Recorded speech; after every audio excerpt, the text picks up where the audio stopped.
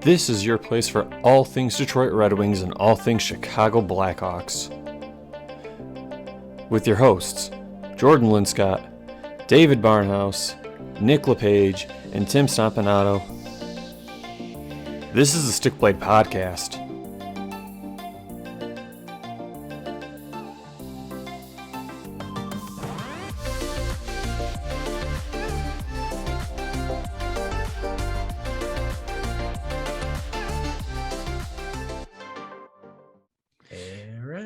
Good evening, ladies and gentlemen. Welcome to another edition of the Stick Blade Podcast. It is your place for all things Detroit Red Wings, all things Chicago Blackhawks, and news around the NHL. We've been gone for a couple weeks, and part of it's partially due to the holidays. Part of it's also because, the league's been shutting down these past couple days. But we're back at it tonight. I'm your host for tonight, Jordan Linscott. I'm joined by my co-hosts, Tim Stompanato, David Barnhouse, and Nick LePage. This is going to be an interesting show. Like I just mentioned, the NHL is shut down right now, and there's not games going on. And so it's kind of hard for us to run a regular show because we don't have the flashback and flash forward segments really that we can do. But there is something that's not necessarily league specific going on, and that's the World Junior Championship. So we're going to be talking about that a lot this episode. And then also just the whole, what this NHL shutdown is sort of looking like, and just some of like the repercussions that are going to come from the league's COVID protocols, and not even just with, the work stoppage, just stuff about the Olympics, how stuff like this is handled going forward. That's kind of our show planned for tonight. So with that being said, everybody, welcome to the show. Again, I'm your host for tonight, Jordan Linscott. Fellas, how are you guys doing? It's hockey. Doing great. Yeah, I miss hockey. But that's, good holiday. Got to see a bunch of good people. Get to see all you again after a couple of hiatuses. Now we just need the hockey. Yeah, it hurts because I have my Apple Calendar set up to alert me when Wings games are about to start. It has all the games scheduled into it, and every other day it's blah, blah, blah, postponed, and I'm like, oh. Yeah, it's good to be back, boys. I mean, we just got back from our holiday break, and it's good to see you guys' faces again. I mean, no hockey to talk about, right? Hockey, no live hockey. There it is. Saw that. That's I heard what I that. missed. I heard that. That's a 2% Canadian in me coming out. But, Letterkenny season 10's out. Watch that. I'm doing tonight. But yeah, good to be back though, boys. So I mean, maybe not a lot of news, but we got some World Juniors to talk about tonight. Absolutely. Yeah, so we're not. I'm gonna try to use this as a segue as smooth as I can. So the NHL has had a whole bunch of teams that have basically postponed games, I can't remember because every team has different rules on when they're going to resume games. But basically, the NHL is not going on right now. Just that's the only way to really explain it without breaking down every single team's their protocols, their expected schedule, stuff like that. So the league is shut down right now, and we don't have the Olympics right now, but we have one thing that happens pretty much every single year, and it's very special for not just the NHL, but just the game of hockey in general. That's the World Junior Championship, and it's going on right now. I love it. If you haven't really tuned in, basically, if you want to see the superstars before they're superstars, go watch the World Junior Championship. It's the best of these young players who are looking to make the NHL. Just looking through really quick, the Wings and the Hawks both have quite a few players playing for the World Junior teams, respectively, for their country. In terms of the Wings, it looks like Mazur and Red Savage will be playing for Team USA. Simon Edvinsson and Theodor Niederbach are playing for Team Sweden. Sebastian Kosa and Donovan Sabrango are playing for, I believe, Team Canada. Emil Viro is playing for Team Finland.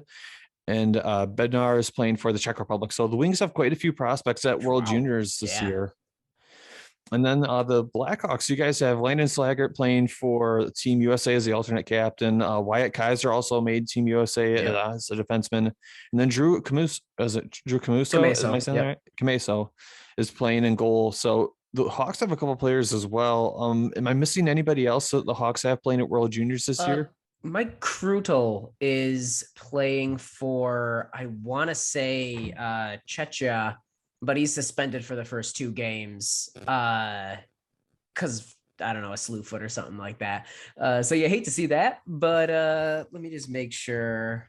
Michael Krudel, yeah, he's playing for Czech, team Czech, but yeah, suspended 2 games, so he'll get into it hopefully at some point. But yeah, US, we've got ourselves a couple of prospects that are looking good. Cameso was on his game this last game. Edmondson looks fantastic. Yesterday, he had a shorthanded goal and 2 assists. That's phenomenal. And Sabrango had a pretty sick wristy goal with Canada.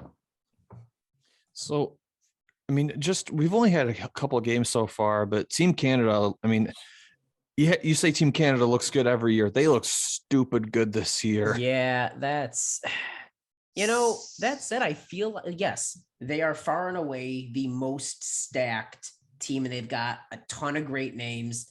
But I feel like this is a good example of how some of the other countries, like the US, are catching up. Russia's got a pretty good set right now.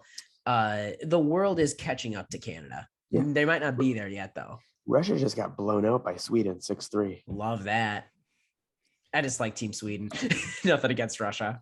So the gold and yellow jerseys they have are so gorgeous. Like, I want one for somebody. Stunning. I want a Henrik Zetterberger and Nicholas Lindstrom one. There you go. There's your outlet right there. That's it. That's what you were looking for. Your next jersey. Or like the 10 future prospects that are playing over in Sweden right now for the Red Wings. Right, exactly. Too many to count. The Swedish league is just your farm team. Yeah, that's just their farm. Like, when Yzerman's drafting, he just looks at the young Swedish U14 teams. Okay. Next year we're gonna go for him. He calls the commissioner of the Swedish league and says, "What do you got for me?" Can I borrow one of these guys? The Swedish commissioner has just a red phone in the corner whenever Yzerman calls. Oh, Yzerman's calling. Hold on. I love that. I mean, I hate it. The NHL posted a thing for like every team's fans like Christmas wish list, and for the Red Wings thing, it was a lifetime contract for Steve Yzerman. Dude, yeah. Steve Yzerman, the Simon Edvinsson pick looks so good right now. Every pick, Raymond, Sider, Edvinsson, just. Hey, you know what? Ken Holland looked great for a long time too. Sooner or later, you live long enough, see yourself become the villain or whatever they say. Okay, Harvey Dent. Jeez. Yeah, hey, all I'm saying, there was a time when Stan Bowman couldn't miss either. We used to say, "In Stan we trust." Oh, yeah. I mean, yeah. So we've seen a couple of games so far for the World Juniors. Like, we've seen Team Sweden play. We've seen Team Canada, Team Russia. We've seen the Czech Republic team play. I kind of want to break down a couple of the key prospects and really go through, what we've seen so far and just general impressions. Is it still a very small sample size? Sure, absolutely. Oh, God, yeah. It's still a really small sample size, but at the end of the day, this is as good as they're going to get in terms of their age bracket to the players they're going to play against. And the World Juniors is kind of like that testing ground of, you've got players who you think are probably going to be making either your AHL affiliate or potentially the NHL the next season. This is kind of that testing ground for those players. And I think that you really do have to sort of look at this tournament and the results that you're getting and say, okay, we're getting these now. If we see this player, or these players, I should say, continue to take steps forward and go to, the NHL level, where are they projecting out at? I think that's something that, a lot of teams are really going to be doing with the World Junior Championship. And I think it happens every year. But I kind of want to just start with the Wings, because I think, at least for right now, we've seen the most from the Wings prospects that we can talk about. We just were talking about him, Simon Edvinsson. This kid looks good, like stupid good. Can I make a bold prediction? Edvinsson wears the winged wheel next year, for one. And two, it's just going to be the second coming of Sider. Like, we're going to see just another Sider type season from him. That's my bold prediction. He's going to wear it at the end of this year. You think? I think he's going to get his 9 games. His 8 games, I should say. I mean, interesting watching him play at the World Junior Championship. He makes right decisions all the time. The offensive potential is clearly there, and he just has this way of controlling the game when he has the stick on him. Like he doesn't rush plays. He just plays smart and it works for him. He's a big body, but he plays like a just very quick, athletic player. Like he's what, 6'5"? Yeah, he's a big guy. He's pretty much Sider size. And like he scored a shorthanded goal as a defenseman. Like As much as like we've hated dropping in the NHL drafts, Steve Yzerman, since he's came to the Wings, he has found a way to find great players regardless of where he picks. Yzerman is like that end credit scene with Thanos years ago where he's like, fine, I'll do it myself. It's just fine. I'll pick someone better than who you have in your top 5. He's been great. Like, Yeah. We fall on like, did we fall with Sider? Yeah, we did. Because Sider, or was it Raymond? Raymond was the fall. Okay, Sider and Edvinson was where we were like in terms of okay, but still, I think Raymond's better than the other 3 people ahead of him. I mean, so far the sample size, I mean, Raymond's been carrying, but the other player for Team Sweden, Theodor Niederbach, a guy who is he admittedly getting, an advantage in this tournament because of his size? Yeah. But the fact is that he's looked okay.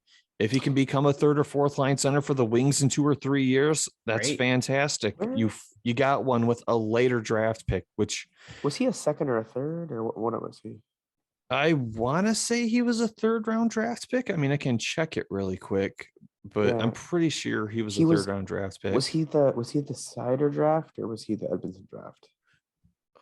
Let me look. His name is like popping in my head. I'm trying to remember where he is. Yeah, he was, let's see. But yeah, I project him like if our team has the depth that we will have when we want to compete, he'll fit right in there for those bottom pairing plays. The Wings, a couple other prospects. They have Missouri and Savage playing for Team USA. As much as Red Savage is a fun name to say and have on your team, Great.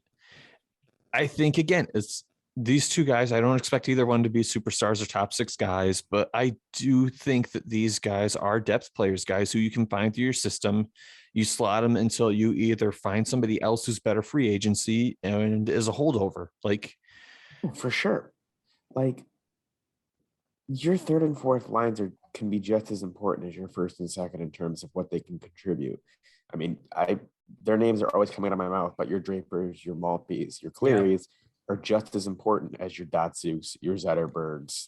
That's what you build a team around. Mm-hmm. Or well, that's what you round out the team that you're building around, essentially. Yeah, and you need depth players. Like, look at Tampa. That team, well, yeah, last year, they're still good, but like the last 2 seasons, that team was just depth. Their 3rd and 4th line could be most teams' 1st and 2nd lines. I think it is. And I think what you call it isn't not what's his name? Who Tampa's forward last year. He signed with the Rangers. No. He signed with the Rangers. Is that Goodrow or is that Barclay Goodrow? Barclay Goodrow. Goodrow, yeah. He's a 2nd line. I think he's 2nd line with New York Rangers right now. So, So he was like a 4th liner or a 3rd liner in Tampa. Yeah. No, I mean it is important to develop. I mean, I think it's just important to develop your 3rd and 4th line through your own organization more than signing through your free agency because Agreed. I mean you're paying 3rd and 4th line guys in free agency like 1.5 to 2. Yep. And if you're developing your own guy, you're getting them on an entry level deal and hometown discounts, $950,000 salaries. Like all those pennies add up. So yeah, developing your own depth, which the Red Wings seem to be doing right now and doing really well.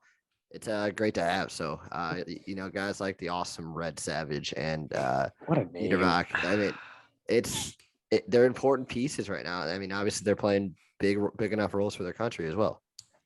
That's Jordan, the exciting thing, yeah. Jordan, where do you see Sabrango? Like when he pans out? Yeah, where do you see him?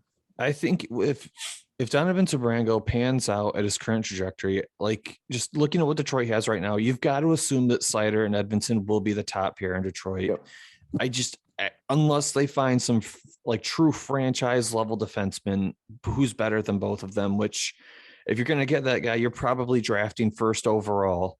But Lick Nidstrom. But I really think that Sabrango probably pans out as a middle pair defenseman. And like, that's not a knock on him. It's just, I don't think that he's going to be better than Edmondson or Sider, but I do think he has the potential to play a top 4 role and fill in when one of those two guys is hurt. It's one of those things where he's, again, we've talked about it, countless times. Late round draft picks, every once in a while, they pan out to be a middle pair defenseman, a middle 6 forward, or like a bottom pair guy. And you know what? Great, fantastic. You saved on having to find that guy in free agency. I think Sabrango can be that guy. I agree. Yeah, he's not going to supersede Edmondson and Sider. I think they are number 1 and number 2, unless Nick Lidstrom decides to come back and says, you know what, I want to play again, because that guy could probably walk into our lineup still. But yeah, he's good. I think he's going to pan out very well for us with what I've seen from him from Griffin's highlights, and then just that goal he had to yesterday with Team Canada. Yeah, the wrister. Oh, it's beautiful. Good positioning. And he just seems like, I read an interview with him recently, like he has that drive that I see this team wanting, like that 60 minutes of hell that we pushed last season. He wants to fight for a spot. Any player that's willing to fight for the sweater, I'm all for. The last big name that the Wings have that I really want to talk about, and I'm not downplaying Vero or Bednar because I haven't seen them play yet, and I don't want to talk about them if I haven't seen them. But Sebastian Cossa, he played for Team Canada and did not have a good game overall. He let in 3 goals. I watched people on Reddit and Twitter freak out and talk about, see, we should have drafted Wallstedt. First off, let's be fair here. So frustrating. Every single goaltender, regardless of superstar status or not, has bad games. Case in point, and I made this point on Reddit, Andrei Vasilevsky let in 6 goals during the Red Wings home opener. 6 from a guy who's a perennial Vezina caliber goaltender. Every goaltender has bad games, and Jesper Wallstedt faced, I think it was 7 shots in that game. Like, anybody who's already calling for the downfall of Cossa needs to cool their jets. It's 1 game. But Jordan, that's how I make my reactionary opinions. Like, what are you talking about? That's all I need to make a decision. 1 game. Yeah, I gave him 2 periods. It's ridiculous. I didn't read any of those comments. I'm glad I didn't, because I would have probably just gone off on people. It's ridiculous. Yes, he let in 3 goals. Big whoop, 3 goals. Oh my gosh. It's his first game in the World Junior Championship. What's going to stop him? Like, are these fans going to flip-flop when he starts like posting shutouts? Yep. It's like the golf. Yeah, I mean, that's how sports fans work. It's It's like on the Lions subreddit when the Lions were struggling beginning of the season. We're not great, but they're like, oh, Goff is terrible. Goff is trash. And I'm like, Goff's not bad. He took the Rams to the Super Bowl. Like, he just needs time. And now that he's doing well, they're like, Goff is great. The Goff father. I'm like, shut up. Yeah, no, it's yeah, I mean, that's just the nature of sports fans, and everyone's got hot takes, and yeah, we're reactionary. Oh yeah, everybody wants to get their take out there first. You lose your first game of the season, everything's over. Like, we've lost everything. It's over. You score 1 goal, the Hawks are back. You let in 2, Hawks are not back. Who's that? Who's that? Wait, who is that? What do you mean?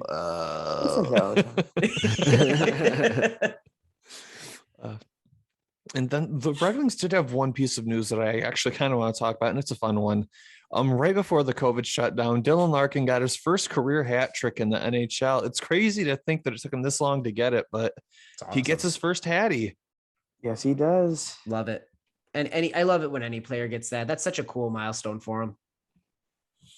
Yeah, I mean, good for Dylan Larkin. I mean, he's such an easy player to root for, too. He's just, I mean, he is the epitome of Detroit, just hardworking, blue collar type of guy. Yeah. And, you know, it kind of reminds me to, like, I mean, not to bring it, could jump right to the Hawks, but like Patrick Kane was like the same way. Like, he had hat tricks in the playoffs, but he didn't really register his first career hat trick until like many years down the road in the regular season. So like, you would think a guy Dylan Larkin's caliber, though, you're like, oh yeah, this has to be like his 5th or something like that. But as But, Patrick Kane bought a fan of beer after he accidentally no, spilled yeah, it in I was gonna warm-ups. get to Nope, that. that Yeah, is that was phenomenal. Well, Patrick Kane doesn't play a style of hockey that would ever knock over somebody's beer. yeah, that was awesome. You know, Dylan Larkin sending a fan $20. That little viral clip going around. That was absolutely hilarious. So good. Oh no. Oh no, I feel terrible. I mean, Was that Letty that was like, did you spill his beer? He's like, yeah. you can't beat hockey players, man. I mean, that's it. That's so good. It was just awesome. I mean, if I'm in that fan's position, I wouldn't even want the $20 back. I just the fact that, like, he came up and talked to me for a second and was like, "Hey, how's it going, man? Sorry I knocked over your beer." Like, Yeah, just that's exactly. a moment Yeah, like you that's won't forget. awesome. Yeah. Dylan Larkin just talked to me. He acknowledged that I exist in the world that he lives in. I'm good. Yeah, but how awesome is it to say, yeah, Dylan Larkin bought me a beer one time. Yeah, Dylan Larkin Venmo me $20. Like, what are you gonna do? See, we can move sorry. on to the Hawks. Nick and Tim, you guys have a couple prospects for the Hawks in the World Juniors as well. Walk us through, what's sort of going on with these guys.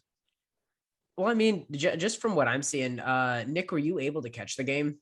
No, I've been watching. I've been only being able to catch bits and pieces of it. It's just so tough with the holidays, obviously, right now. But typically, this is when I start zoning into the World Juniors around New Year's. Yeah, for sure. I mean, I've got the box score in front of me. Like, U.S. beat Slovakia 3-2. Love to see that. Drew Cameso. Honestly, I really like Slaggert and I really like Wyatt Kaiser. I think the biggest prospect that we have in this is Drew Cameso. He's our highest round pick that's in this as a second rounder. He made 23 saves on 25 shots. That's really good, especially when, the team isn't necessarily, these guys aren't guys that have been playing together all year. These are all guys from different, they shuffle together. You're still finding out your chemistry and whatnot. The structure is a little different. So for him to be able to, I mean, he's been holding the fort on a not great Boston team this year too. So he's no stranger to that. I mean, he's got some big shoes or skates to fill technically after last year's performance by Spencer Knight. So, I mean, he's the next guy in line, which is awesome. He's obviously the big one we're all going to be keeping our eyes on because as of right now, it's Fleury, Lankinen, and then really a bunch of, sorry, Delia. Yeah. Soderblom, but like Kamesa is like that big goalie prospect we've been looking for since he's the highest drafted. He's since the highest. Corey Crawford. Yep, that's exactly it. Now, all this Landon Slaggert scored a goal, had 4 shots on goal. Wyatt Kaiser had an assist. So listen, and it's like you said, Jordan Slaggert's in a leadership position as an alternate captain. These guys aren't schmucks. This is Slaggert's second World Juniors. He's represented U.S. before. Love seeing that. I don't know, Nick, if you have a sense of what their projections are. I know for Slaggert, I'd be thrilled if he's a bottom 6 or a middle 6. Can chip in. Slaggert, I think Slaggert honestly might be the least potential of them all, but it's like a third line.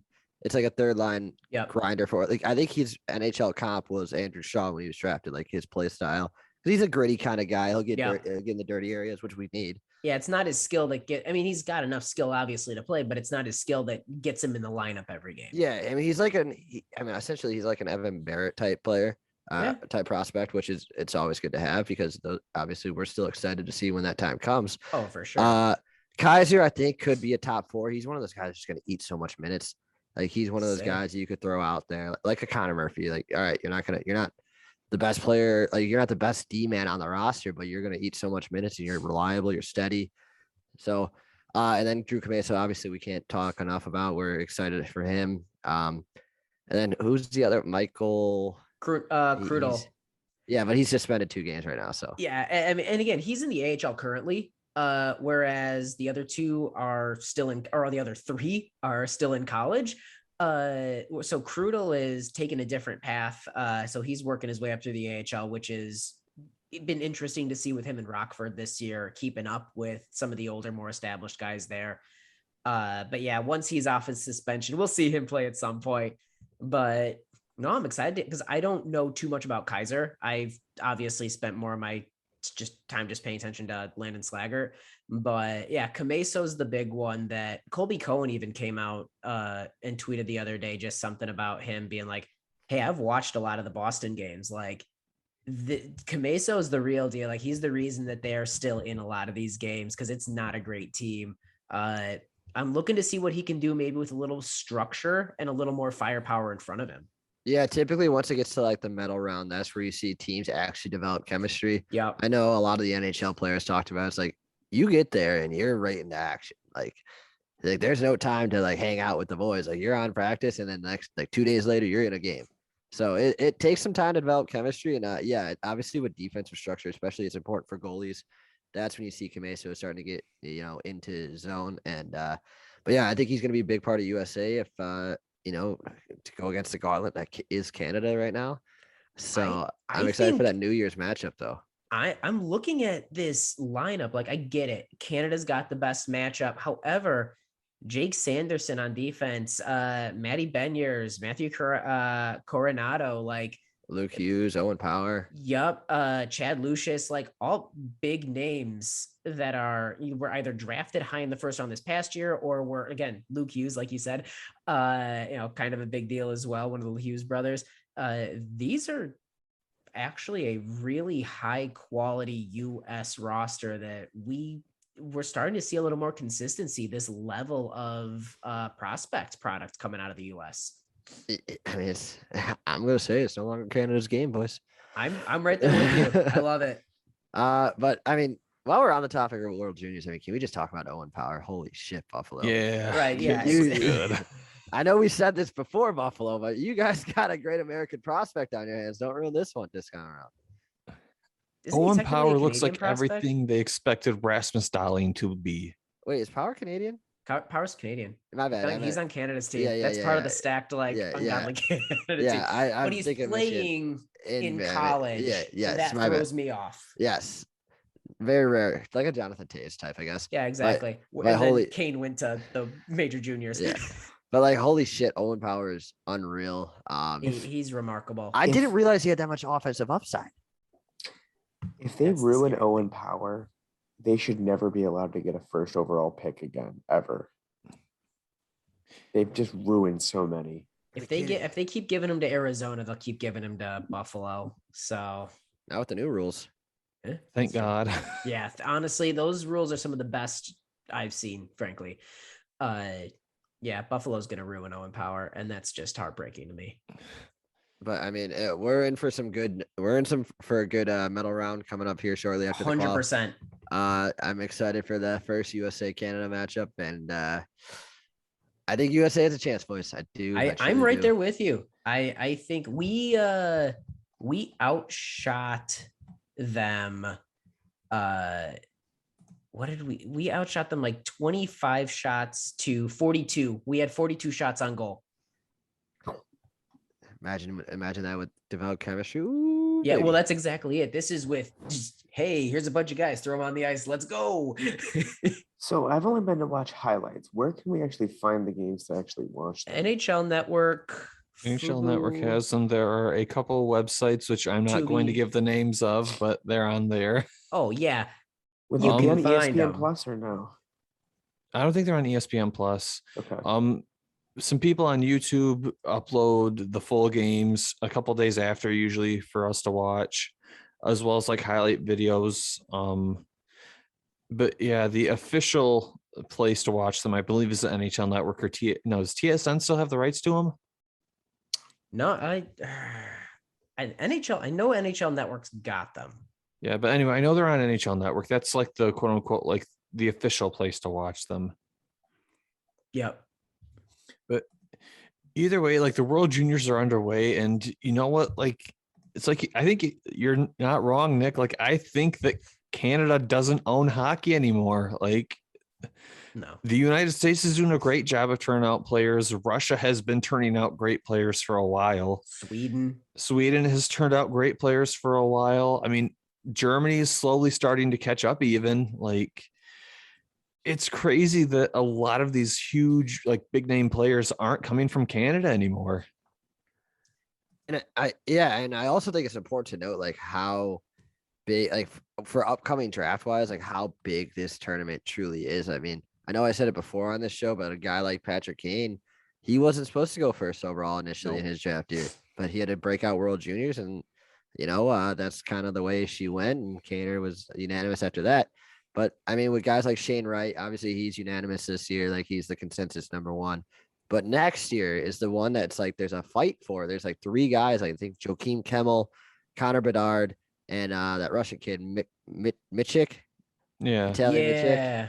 Yeah. That's like a three-way dogfight for that number one overall spot next year, and three big names to keep an eye on for Canada and Russia and I think Sweden. Yep.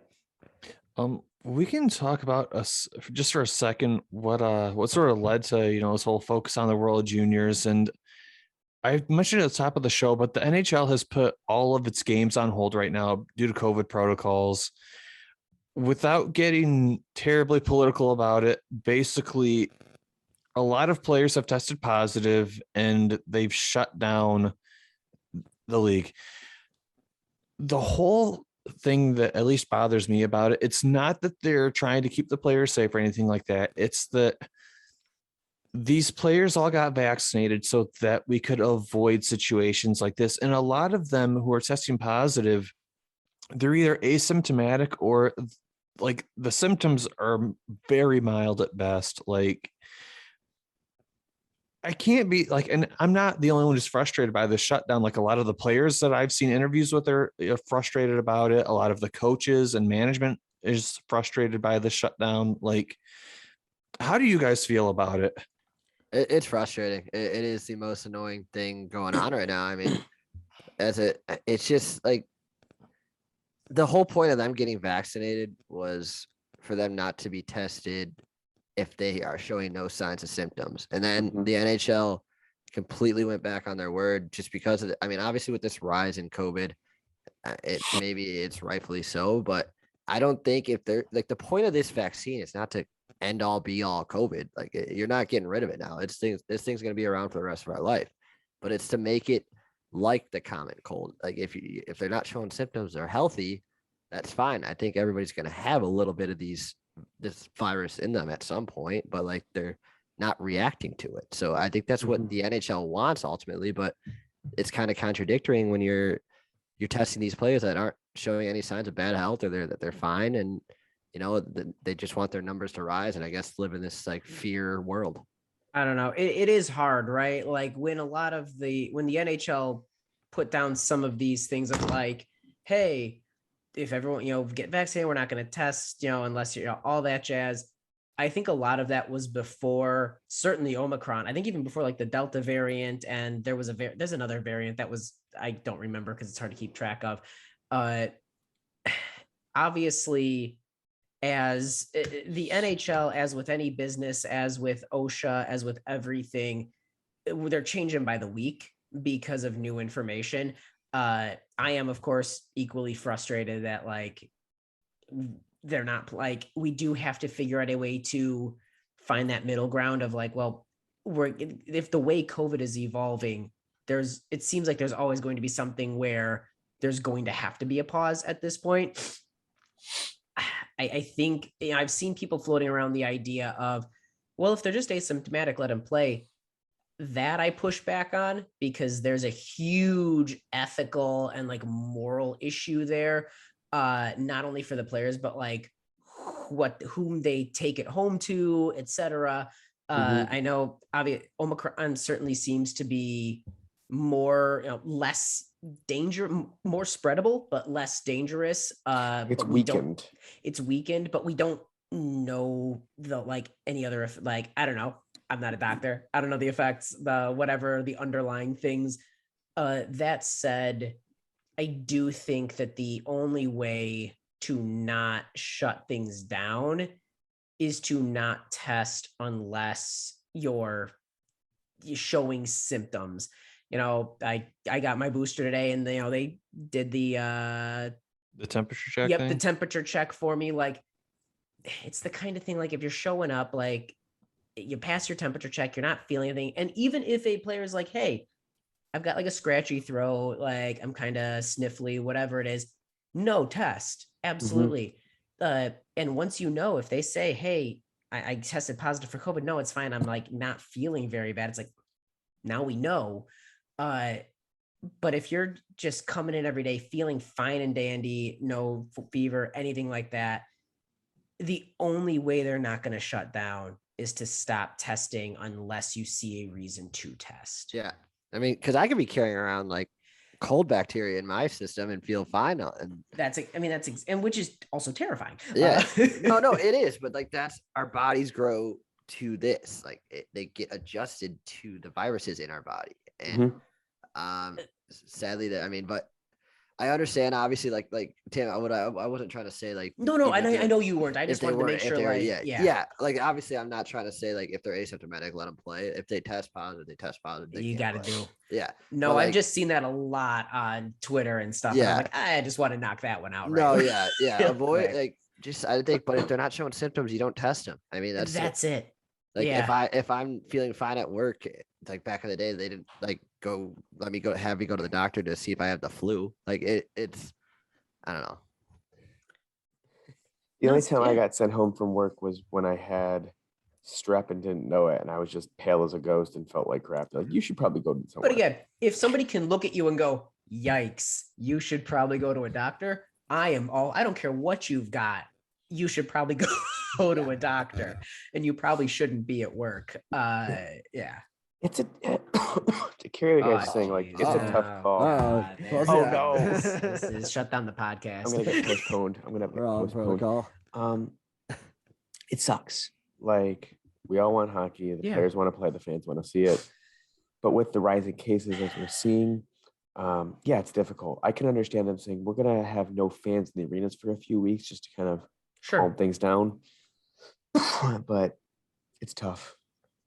No, I mean, but like if you could have a worldwide tournament right now, how can the NHL not find a way to play their games? Like that's the thing. Like the World Juniors are going on right now. Like those are players from gathered all over. That said, though, with the World Juniors, it is a finite amount of teams, and they're probably under, and I don't want to speak, without knowing, but they've probably got some pretty strict guidelines of their hotel rooms and what they're able to do. I'm sure they're on a decent bit of a lockdown. And on the same vein, the NHL and the NHLPA also voted to like not go to the Olympics for the very reason of like the rising COVID rates, and God forbid they get it in China and they're stuck there for 5 weeks or whatever the amount of time they had to be there was. It is affecting everything. Like World Juniors, I think makes sense because you can control it a little bit more with that like small tournament setting. I think it's outrageous that they canceled the women's under 18. Yeah. Like if the World Juniors are going on, that's been something that's been all over hockey Twitter. Is like, it is absolute bullshit. And again, there's a lot that goes on. Yeah. But it's just absolutely frustrating. Like, I'm a simple man with simple pleasures. Just let me watch my fucking sports. Go away, COVID. Yeah, please. Do you really want to watch the Bears, though? Come on. No, I didn't say the Bears. Sports. But yeah, it's tough. And I don't think, again, I think we talked about this a year ago, 2 years ago. I don't think there's a right answer. I don't even think there's necessarily a safest answer, to be entirely honest. We're still, again, and I say this to go behind the curtain, pull the veil back as somebody who handles like this sort of stuff on a day-to-day for work. We're still making it up as we go along. We're still like living and dying by like, what's OSHA going to come out with this week? What's the new rule going to be? And I think the NHL and the NHLPA are going through the same phase of like, ooh, maybe we do have to start testing players again because of this, but sooner or later, something's got to stabilize. Mm-hmm. I don't know, it's a frustrating situation for everybody involved. It's frustrating for the fans. It's frustrating for the players. It's frustrating for, coaches and stuff like that. It's frustrating for scouts that are trying to figure anything out. Frustrating for people writing reviews for Yankee Candle. You guys saw that graph from a week or so ago? Wait, what? Is it There something was- about like COVID because the loss of smell or whatever Yeah, it is? there was like a rise in like negative reviews on Yankee Candle about like people not being able to smell the candles. At the same time, we saw a spike in cases. I mean, that's actually, it is both funny and also like, oh God, yeah, like that's still a thing that happens. Um, but yeah, I kind of want to touch on that because that is kind of something important to talk about, and it's kind of why we're not having a regular show this week, Right, besides from the exactly. holiday. Now that said, games, it seems like not the Hawks, certainly, but games are starting to come back tomorrow, it looks like.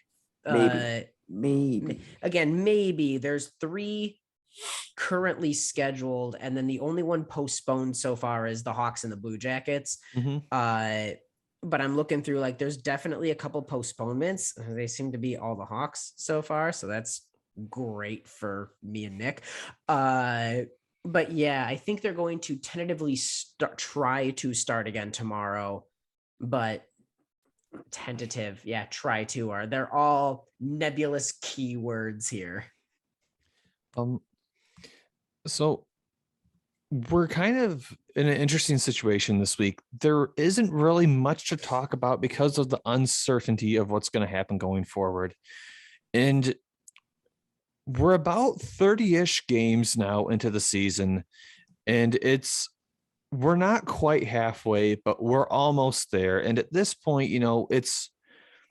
we've seen these teams now this season. We've seen a very decent sample size to look at and can sort of like gauge where both the Blackhawks and the Red Wings are at right now, just in terms of, a rebuild perspective for the Wings and a playoff contention spot for what should be the Blackhawks based on offseason moves. I kind of want to talk about, where both teams are at right now, just what we're looking at long term based on what we've seen so far this season. I feel like we've been talking about the Wings a lot this episode. Let's start with the Hawks, because I think for you guys, it's so much more of an interesting spot than the Wings. Well, it's a tale of two teams, isn't it? I mean, we've got the first 11 games under Colleton, and then we've got the King, the Empire of King, where we've suddenly become one of the stingiest, like, tight defense teams. It's such a weird shift from being such a porous and potentially like high scoring team to now we're a shutdown, boring hockey team that can't, even with all the firepower in the world, can't find a way to score.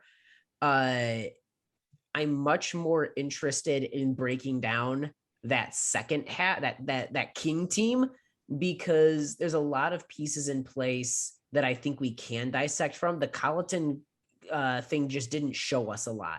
There's as teachers used to tell me all the time, I can't grade something if you don't show me anything. A little bit about my educational experience, but the King team is showing us enough to grade and critique. Nick, what are your thoughts before I start rambling for 20 minutes? Yeah, I mean, you hit it on the spot. I mean, Derek King is it's the true identity the Blackhawks need to go forward to actually, like, like you said, Jeremy Colleton, like the first 11 games with Jeremy Colleton, that's not this team now, obviously. Like, this is a defensive structured team that we didn't know existed in the first 11 games. Yeah. So, obviously with King though, it kind of reminds me of the Islanders though. Like you're not like the Islanders of last year. Like you're not playing to score a ton of goals. You're playing to shut down the other team and, maybe score 2 or 3 goals to help them out. And that is kind of what concerns me, because you see the Hawks, their offense, like we thought entering the season, like that this team's going to score a lot of goals. Yeah. And like now, but still, they're winning hockey games with Derek King. A lot of them are going to overtime though, because they're these low scoring defensive battles, but a win's a win. And if it's going to, if the Blackhawks even want to have any shot at the playoffs, this is the way they're going to have to do it going forward. And I don't know. I'm liking what I'm seeing with Derek King. I don't think he's going to be coaching next year for the Hawks, but this is it was kind of the fire that needed to be lighted under their asses at the beginning of the season. I think there's a lot to be said about he's the right coach right now. I don't think that bringing in the next coach of the future, even if we brought in Bruce Boudreau or one of the other coaches that was theoretically available at the time, I think Derek King being able to come in after Quinville, after Colleton, after everything going on with the organization, and a guy to come in, this goofy ball dude that just like comes in bopping around and he's like, hey, there's a lot going on right now. Why don't we all just relax a bit and have a little bit of fun? He's like our Bob Ross. That's exactly what I'm thinking of. And you know what? It's okay. It's working. Like, to me, the biggest concern I have right now is we've got a lot of players and a lot of styles and whatnot that are almost there. Mhm. And they've got all the pieces, but they're not putting it together. Just the historic amount of people on our team that are goal scorers that are going through droughts or just got out of droughts, but like they're, streaky. Doc putting it all together. Tay's doing everything right, but not necessarily getting the amount of goals that he should have this year. Kubalik having to adjust his game and realize everyone's caught up to him. Kane still dealing, I think still dealing with that nagging injury that he had last year. There's so many players that, like, I don't know if we need to revamp our player development. I don't know if we need to revamp some of maybe our internal staff on, PT and OT and like nursing, muscles and whatnot, whatever that is. I don't know. Nick, am I crazy? I feel like there's a lot of people who they are not equaling the sum of their parts right now. No, yeah. I mean, I would have to agree. I mean, we've seen guys like Kubalik who we're like, oh, he's going to put in 30. He struggled. He just kind of found his groove. Patrick Kane, I mean, he's playing good hockey. Don't get me wrong. Well, that's the thing with so many. Doc is playing good hockey. Taze is playing good hockey. Kane's playing good hockey. Yeah, it's just not. It's not making sense. Like it feels like something. It's like maybe the Hawks are due for this offensive boom. Like something's got to give. Has to open, right? Because we're just not getting any luck. Like you can't rely on DeBrincat and Hagel to be your main goal scorers. Yeah, I mean, DeBrincat, yes, but like. Still, you shouldn't rely on him alone. You don't win games that way. He can't be your prime way of. And then Hagel. Yeah.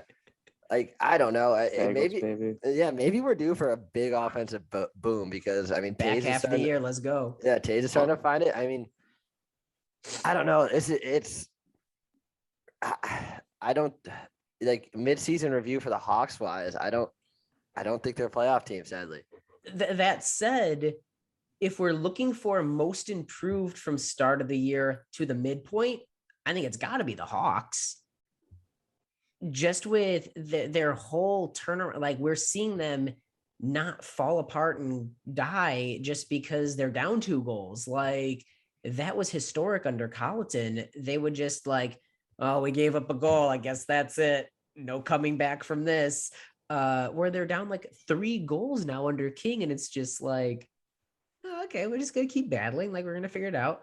I think a bright spot for me this halfway through the season, Seth Jones has been, I don't, again, he's not elite, world-class superstar defenseman, but he is a number 1 defenseman and he's playing the caliber of a number 1 defenseman and he is eating number 1 defensive minutes. Yeah. I mean, if we had to put if I had to put the list of people that were like actually meeting their expectations, it'd be DeBrincat, Jones, and Fleury.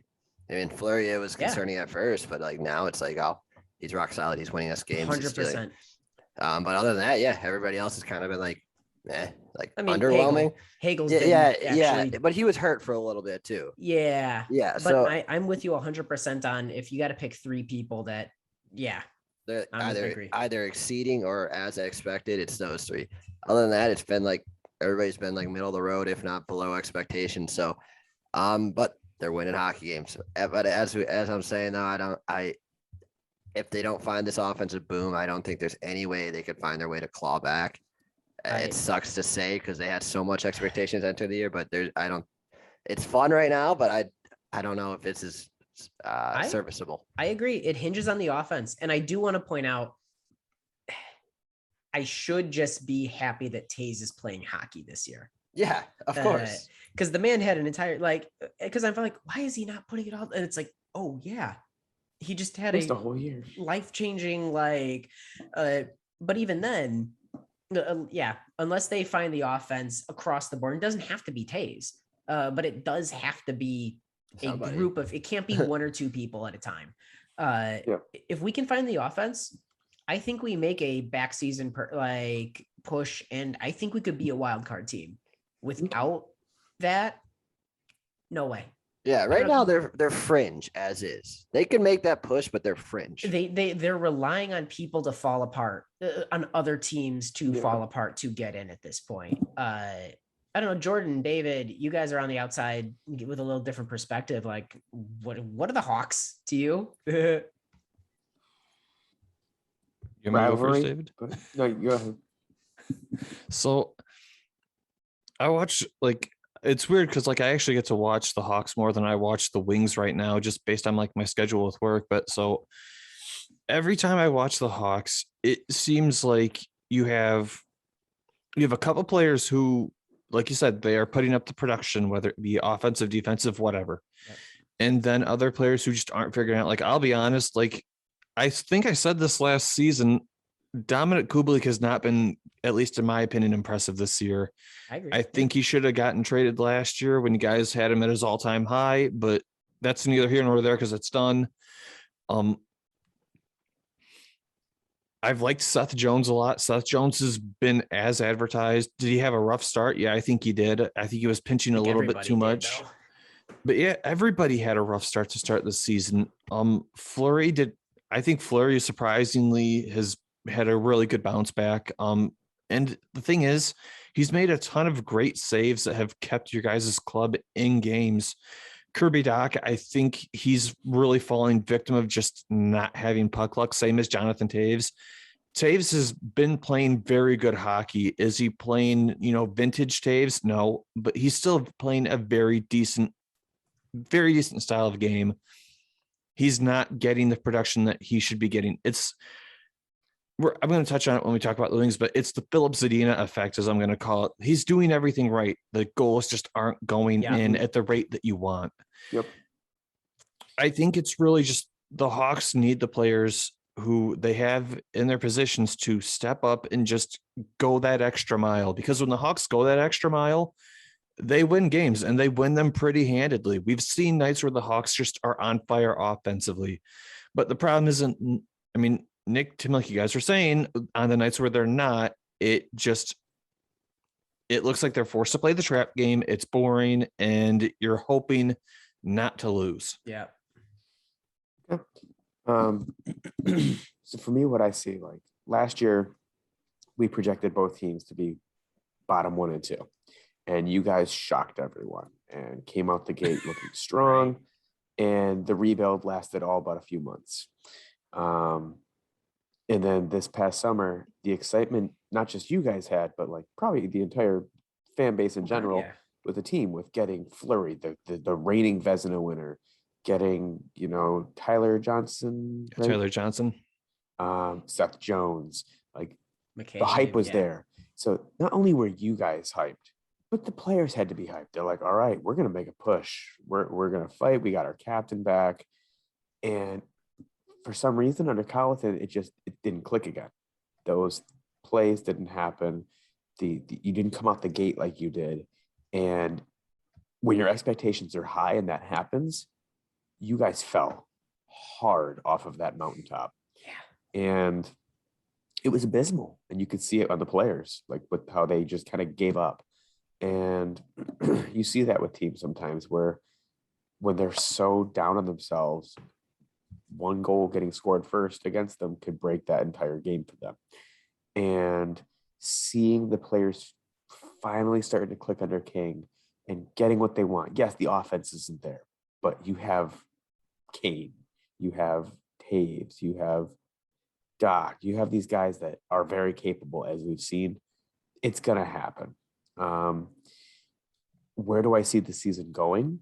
If you keep playing the way you guys are, you could sneak in as a wild card, I think. It's just hard to see with how things are going right now because everything's postponed, and that could put a damper on the momentum you guys had. Because wait, was the last game you guys played the Caps game, or am I imagining things? Oh God, off the top of my head, Holy hell. Because it feels like it's been a year since I've watched a hockey game. Hold on, I got you. You got it. Slowly. it's like you guys won that game. Like Yeah, I was there. I It was, wasn't expect- it was was awesome. not No. expecting that. It was Dallas. We lost 4-3 in overtime.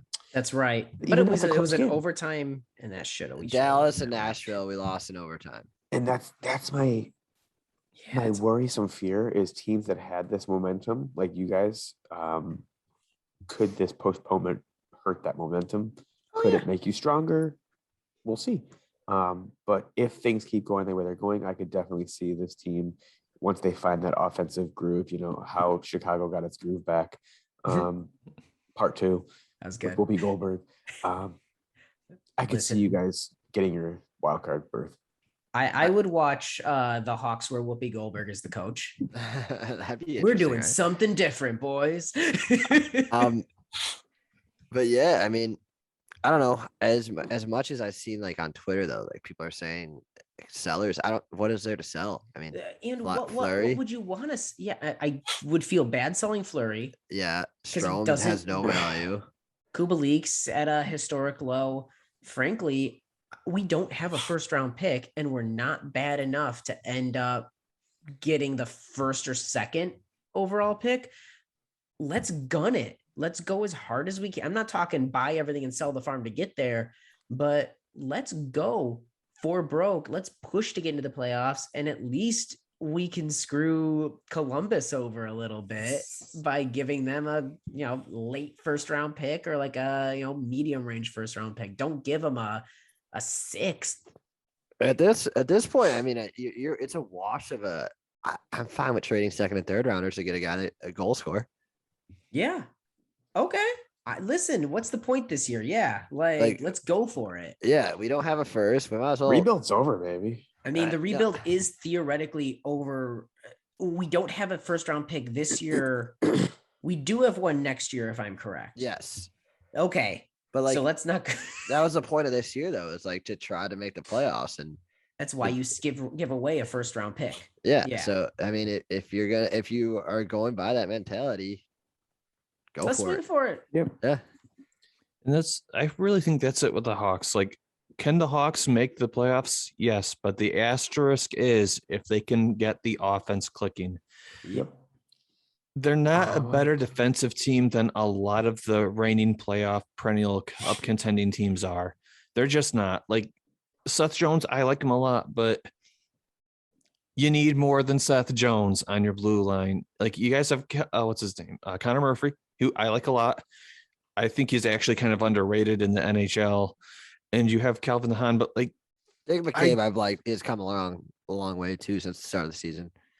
But like I feel like the Hawks need more than just that to compete with these other Stanley Cup perennial teams. And maybe it's the top 6 scorer, a guy who you can maybe let Kubalik have a little bit less pressure on to generate goals, and that helps free him up. But I'd imagine if Chicago's really going to be a playoff team, they've got to find somebody who can either fill the net more, or the players they have right now have to start filling it more, or you have to just kind of lock into the shutdown game like the Islanders did last year, and that's how you're going to get in. Yeah. I mean, realistically, you would probably want to use Tyler Johnson's LTIR space and go get another guy. Like you showed, like Kyle Davidson has done enough to show the fact that like you trust him making moves. So let him go make a splash. You got like $5.5 million with just Tyler Johnson's salary alone to play with. So, yeah, I want to see the Hawks do something because like I think if they could just find all it takes is one player to get this offense going. Yeah. It takes one player to, and your lines change. You get that threat. I mean, I don't know who's available Maybe right it's now. But Reichel getting called up. yeah, like Who knows? You need to switch something up with this offense. Like the defense is doing fine, but like you need just one splashy kind of move, not like a big name, but you just need to make something. Just because I don't know, right now this offense isn't going to cut it, and if you want to make the playoffs, you need depth, goal scoring depth all over the place. I think we Tim, need you goal brought scoring. his name up. How's Reichel doing, by the way? I haven't. He is out of concussion protocol. And Okay. he personally opted out of the World Juniors too. I was gonna say it sounds like it was his decision not to play for Germany. And he's Probably smart, very smart. I mean, yeah, A, coming off of the concussion, B, everything else. I'm excited to get him back into Rockford because, like Brett Connolly, before he got suspended, one of his big things was like, I have had the year I've had in Rockford because of Lucas Reichel. Like, he's been huge. Like, I have loved playing with him. The coaches have been complimentary. Like, everyone's been like, yo, our strategy is get Reichel the puck and he'll get it to whoever needs to get it, or he'll do it himself. The kid's playing massive minutes down there. Good like, for him, man. yeah. So he's out of concussion I'm protocol. glad he's not seriously hurt, because that was scary to watch. You never know. Again, head injuries, you don't know if that's it. But yeah, he's gonna be back playing in Rockford whenever they start up again. Good. Well, that's the Hawks side midseason. What about over there? Yeah. Right. So we were just talking about a Hawks prospect. Let's talk about a team that's basically being fueled by what were prospects this pretty last much, season. I am excited. Jordan, do you mind if I start us off? Or Go ahead. so, if I recall correctly, we started our preseason chat with Max Boltman, and we were all kind of figuring the Wings were going to be a bottom 10 team. We might have flashes of some good stuff, and whatever. We didn't know how Ned was going to do, because coming from Carolina's defense to Detroit's defense, is he going to be struggling? And then only Nick, out of all of us, I think, including Max Boltman, put money on Lucas Raymond to be well. Yeah. Max, you can come at me if I'm wrong, but check the tapes. But wow, what a fun ride this team has been. From game one against Tampa, I was hooked, where we took them to the limit. And I never really questioned Dylan Larkin as captain. I wanted him to be captain. I thought he's going to be a great captain down the road. But that first game right away, when he got up after taking that dirty hit and just clocked the dude, I'm that. like, that is a man that's fighting for his team. Right there, I was hooked. I'm like, Dylan Larkin, that's my captain. Ride or die right there. As Jordan said, being fueled by prospects, we have the top two rookies in the league right now with, Raymond and then Sider. And then Ned, somehow still a rookie, as we said, is not very far behind them in the Calder, trophy stuff. But this team has been fun to watch. They are fighting every minute. As Tim said, under King, you guys have been coming back from goal differentials. That's been us all season, baby. Like, we're down 3-1 this game, and we've come back in the third period to tie it and then win in overtime against Caps, against Buffalo. I mean, granted, Buffalo, it's not really hard to do. Dumpster fire. But this team has just been great to watch. Tyler Bertuzzi, when he can actually play, looks like a goal-scoring threat, like we said we needed at the beginning of the season. Like, we're like, oh, that's the piece we're missing. And he's coming out and putting, easy dangling goals against Tampa's defense. I'm excited. And I hope, as I said with you guys, with the postponement, doesn't hurt your momentum. I really hope it doesn't hurt ours, because we're currently sitting as a wild card team. Do I want to make the playoffs? I don't know. We're not going to go far in it, but hell, we expected us to be a bottom 10 team. We're long gone out of the Shane Wright raffle. Get into the playoffs, anything can happen. But I haven't been this excited to watch the Wings play. I forget how long it's been now. Yeah, this is great. I can't wait. Jordan. The Wings surprised everybody this season, and I think all of us had them pretty much pegged for the bottom. Now, I don't think anybody foresaw Lucas Raymond having the just explosive season that he's had. And like, really, I think it's crazy to think that this kid went fourth overall, because he's putting up better offensive numbers than Alexei Lafreniere or Capo Caco right now. Right. And the crazy thing is, Dylan Larkin, like, he's had a really good bounce back year. what's he got? Like, I think 15 goals or something like that. Yeah. Like, he's had a really good bounce back year, and he's like, Raymond's a good player, but I think Larkin is making him look like even better. They're both making each other look great. Like, They're working Dylan, well together. That's the exciting thing. like, Larkin has finally found somebody on his line who complements all of his strengths. Anthony Mantha, when he wanted to play and wanted to score goals, Right. looked good. But the problem was Mantha had to be Wasn't set up for a lot of always, those goals, could not carry them could not carry a lot of them himself. Tyler Bertuzzi can score goals, but he's not the sort of guy who you can feed pucks to in the slot like you can do with Lucas Raymond, or a guy who can help you have a really good transition through the neutral zone. Moritz Seider, minutes logged as a defenseman is huge. Franchise defensemen usually log somewhere around 26 minutes a night, 24 minutes a night. Seider's logging those numbers, and he looks very good doing that. Number 2 in points for rookies. Alex Nedeljkovic started kind of shaky, but you know what? Once he made the transition to the wing system and realized that he couldn't play the puck as much as he could in Carolina, has looked very good. I don't think there's been a single game that I've watched and said, yeah, it's on him that we lost this game. He keeps us in a lot of games. Yeah, and like, do I think that the Wings have been scoring at a rate that is very comfortable to watch? Yeah, they're not getting blown out anymore. I do still think that the defensive group needs to continue to advance because our shot differential has been kind of bad some games, but I like where Detroit's at as a forward group. Now, would I love to have another center to go with Dylan Larkin after this coming draft? Yeah, of course. Yeah. Because I still don't think that we have that other centerman to go with him that a lot of the contending teams have. But everything else on the forward group that we have, I like a lot. Fabry's a great second, third line guy.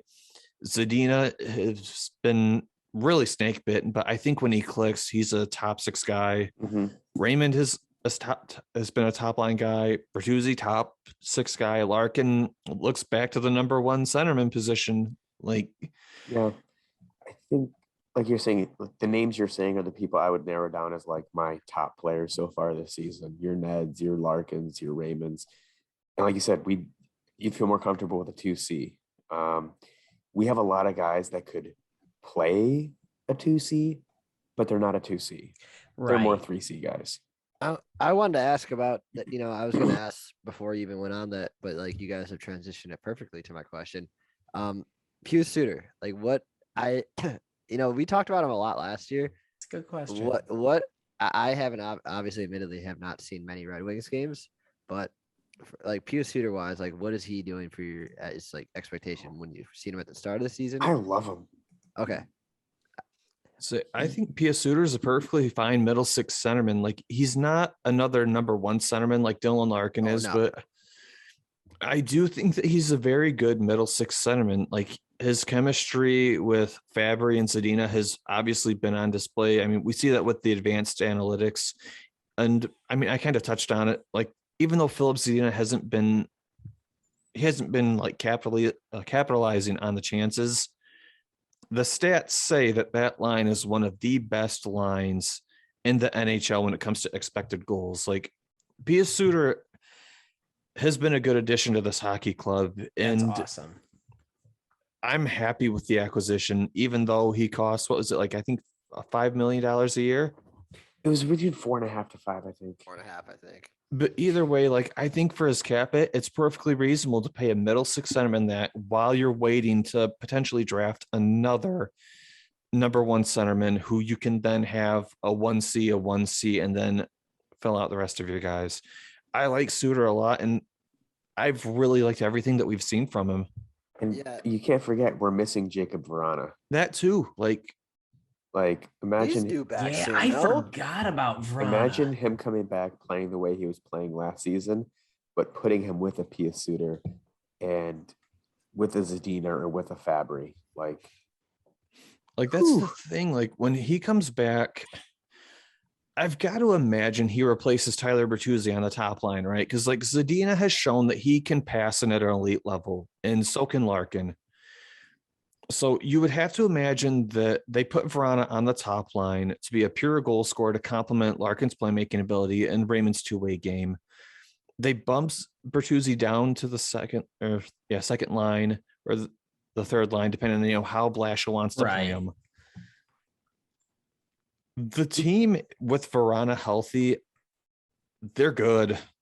You put Bertuzzi on a third line against third line players, he's gonna just have fun.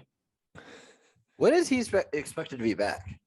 He was out. I think they expected 4 to 5 months. So he should be coming back in February. Okay, so yeah, that's a nice little addiction. I mean, obviously where the Wings are at, I mean, it's not out of the realm of possibility. This team fights and claws and maybe sneaks in, but I mean, got to be exceeding expectations from the start of the season for about all of you guys. Hockey's fun again. My only worry with this club is like we're in a wild card spot right now.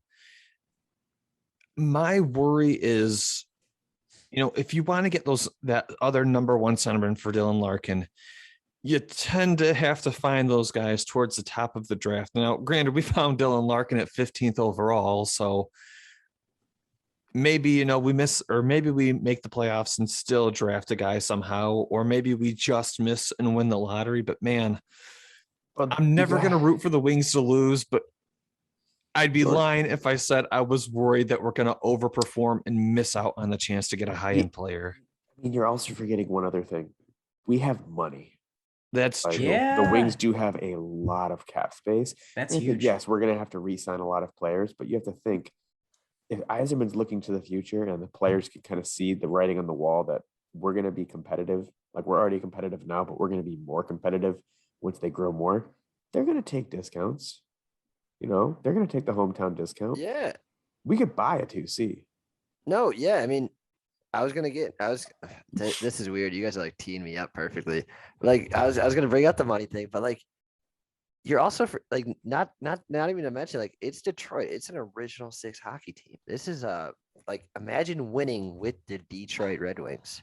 People want to play for us. Look at what Bobby Ryan had to say about the Wings. Like, he played 1 season for us, and the glowing reviews he said. And he even said, when he was interviewed, we talked about this. What made you come to Detroit? Steve Yzerman. Yeah. People want to play for Yzerman. Yeah, I mean, the Wings are in a prime spot. You got the prospects, you got money, and you're not even that bad of a team this year. Like, that took a lot for you to say. I can tell. No. I mean, I was tummy sticking you guys before the season started. Raymond's going to be awesome. I said the Red Wings are going to be this year's or last year's Blackhawks. I think. I mean, you guys are such a fun team. Like, so. Wait, are we going to trade you guys a nobody for Marc-Andre Fleury? All right, that's enough now.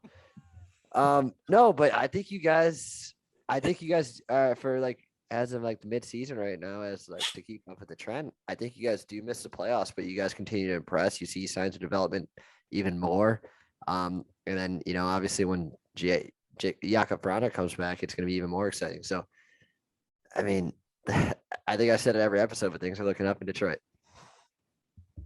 Love it. Detroit versus everybody. Better than Buffalo versus everybody. I think that's everything that we have on the docket for tonight's show. Well, we're on the mid-season. Are you guys sticking with your original predictions? Tim, I think you might want to change yours. I think I might want to change a lot of my predictions. I'm not putting the Islanders in. Islanders are gone. Yeah. Oh, Islanders are dead. The Islanders are not making the playoffs. I think Tampa. I might push Tampa back in for a three-peat.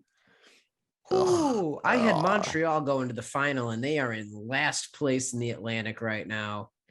One thing I do want to do while we're talking about the midseason review, you know what? Player of the year? Yeah. Who has been like the standout player for both the Blackhawks and the Red Wings that sort of has been, the face of the franchise carrying it? Why you got to make me choose between my favorite children and tell them which one's the actual favorite? I mean, I'll go ahead and start. For the Red Wings, honestly, Dylan Larkin, he's had a great bounce back year. He looks like the player that, we saw with his first 2 years in the NHL. He's playing really well with Lucas Raymond and helping mentor him. And I like everything that we've seen. He's really seemed to have had a great bounce back season. And the thing is, like, this isn't a bounce back season because it's contract time at the end of the season. He's still got 2 more years after this contract. Yeah. It's bounce back season because, hey, he's finally got some, higher caliber players to play with him. He's making them look good. Yeah, I mean, we have our kids and everything, but I got to start with the same guy you did, Dylan Larkin. Like I said at the beginning when I went on my rant, he has really solidified that C on the front of his sweater from game one, sticking up for himself and the team. 15 goals already, get his first hat trick, buying a fan of beer. Like the guy is Detroit. Like Matthew Stafford left Detroit. That was who, in my opinion, was the face of Detroit sports. Dylan Larkin has taken that spot now. Tim and Nick, who are you guys' favorite Blackhawks so far for the season? I mean, I almost have to go with Fleury. He's just, you know what? I would want to go with Fleury, but the fact that he's realistically a one and done this year, I'm going to go with Seth Jones. I'm going to go with a guy who's been driving a lot of both the cornerstone of now our stingiest, super stingy defensive team. He's moving forward. He's not going anywhere, and he's rising to the level that we need him to. A lot of people have had like great moments. A lot of people have done really like Taze is like a comeback, remarkable. He's going to be our Masterton like person easily. But I think I got to go with Seth Jones. I'm going to go with Alex DeBrincat. Okay, perfect. He's like we talked about, he's been our sole, basically the guy that's put this whole offense on his back and said, hop on boys, I got you. But yeah, I mean, he's one of those guys. I think this is the second year of his when he's actually making the big money. Second or first, but yeah, regardless, first full year making first new contract. All right, but yeah, regardless, that's always been like people's concerns, like his size, even though he's been in the league for 4 or 5 years now and proven people wrong every single year. It always is one of those things in the back of people's minds, and he's just continued to do the damn things, putting the puck in the back of the net. Now we had that 1 year, 2 years ago where he struggled to find the back of the net, but he's just dynamic. And I mean, Patrick Crane raves about him. He calls him a superstar. Yeah. So I mean, you get that praise from a superstar, and to be talked about like you're a superstar, I think Kaner might see something. So yeah, Alex DeBrincat has been my player of the mid-year so far for the Blackhawks. Ooh. I love it. I'm all for it. I agree completely on that. I like that a lot. But yeah, I think that's everything for the show that we have for tonight. Everybody, we appreciate you guys tuning in and watching or listening. We know it was a weird show for this week, but you know what? It is what it is with the holidays, with the league sort of shutting down. We kind of had to do something different this week, and this was what we have. So again, we appreciate you guys tuning in and listening. If you liked what you heard or watched, feel free to give us a like, follow, share, whatever it is, the social media currency of choice on the platform you find us on. We're on YouTube, we're on Twitter, we're on SoundCloud, we're on Apple Podcasts, we're on Facebook. So you can find us on all those social media platforms. And if you want, feel free to get in touch with us. We have every once in a great while somebody who reaches out, and it gives us something fun to either talk about or like just like a topic idea or question to answer. So feel free to give us any sort of like feedback, criticism, whatever it is, because at the end of the day, this show is for you guys. It's for you guys to enjoy, to have fun with, and really consume. We're just a bunch of guys who enjoy both of these teams and kind of just get together around and talk about them. But with all that being said, I'm your host for tonight, Jordan Liska, and for my co-hosts, David Barnhouse, Tim Stompanato, and Nick LePage. This has been another edition of the Stick Blade Podcast. We hope you all had a good holiday, and we look forward to seeing you guys in the next year. In the meantime, you all take care and stay safe, and we will catch you all next time. Happy New Year, guys. Happy New Year.